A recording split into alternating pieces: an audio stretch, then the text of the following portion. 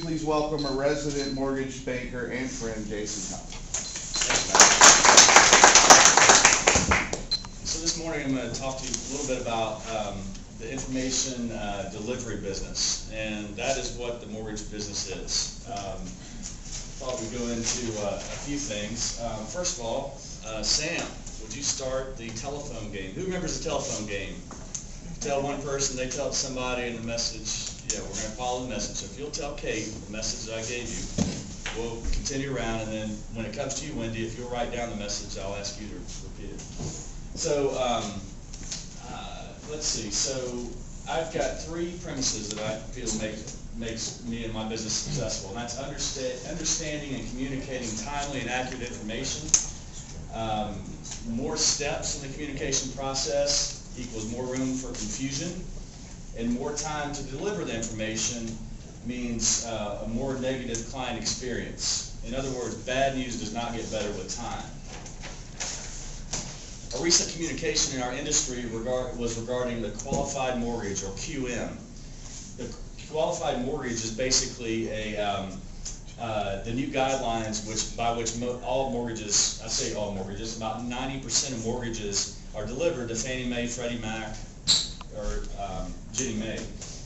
They become effective January 2014 and affect people's ability to repay. Now they have to be able to repay the loans, believe it or not. And their debt ratios, their total amount of monthly debt cannot exceed 43% of their income.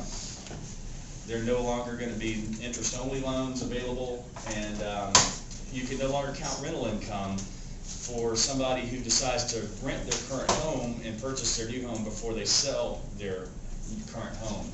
So it's not really about the communication, it's about the timeliness of when that communication reaches the loan officer, which is me.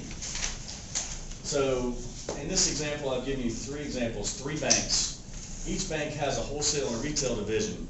I'm over here on the retail side.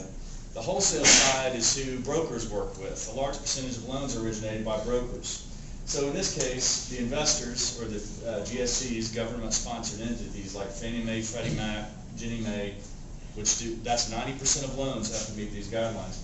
They communicate down to the three banks, and then the three banks communicate to the broker, and then each broker takes some time to figure out what that communication means, and then they communicate to an underwriter, a processor, and usually the loan officers down here somewhere. I used to work for a broker, so I know how this works. If you work with three different banks, you get three different messages and interpretations of the new rules.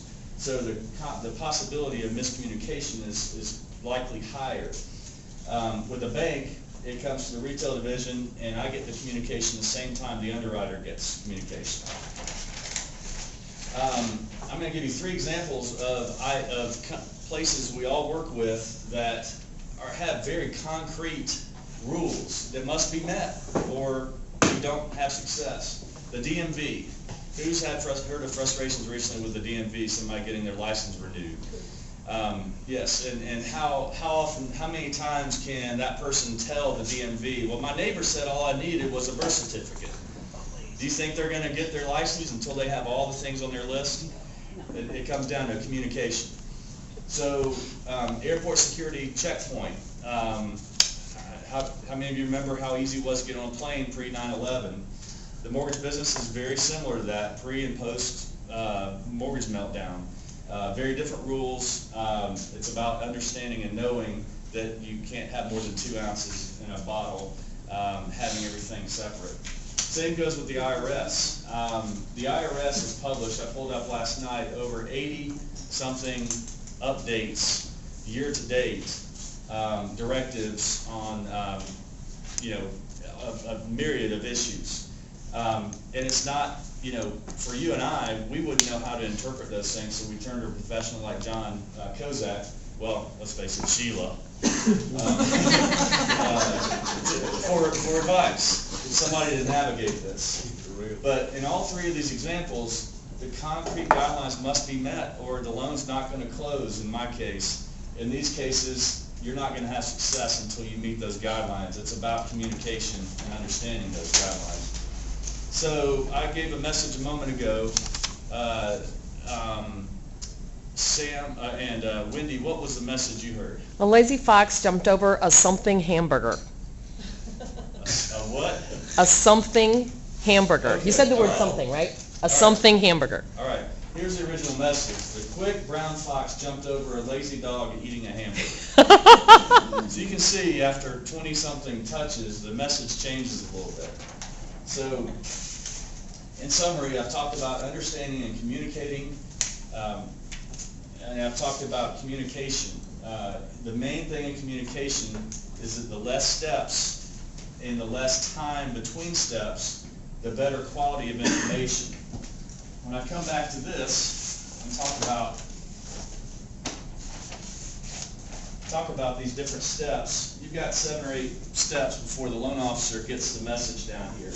And some companies do better than others with this. Here you've got 3 steps. And what's important is when a message goes out, when it comes directly to me, it also goes to our underwriters. So we get the same message at the same time.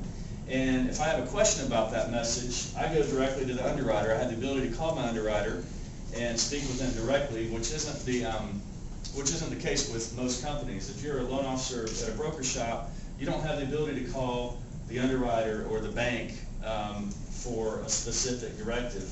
And you may be working with multiple banks, so the rules may be different from bank to bank.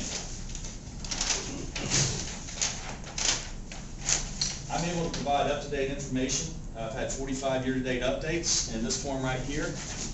I read them and I understand them. I'm able to offer less steps in the communication process, and my info is received in a timely manner. I've had 69 year-to-date closings with over 21 million in volume. That translates into, I'm not a part-time loan officer. I do this for a living every day and have helped 69 folks buy a home. Consider me your mortgage GPS. I'm always getting updated, downloads from the satellite, and I'd love to help you or your friend purchase a home. My name is Conn. I'm with Fifth Third Mortgage.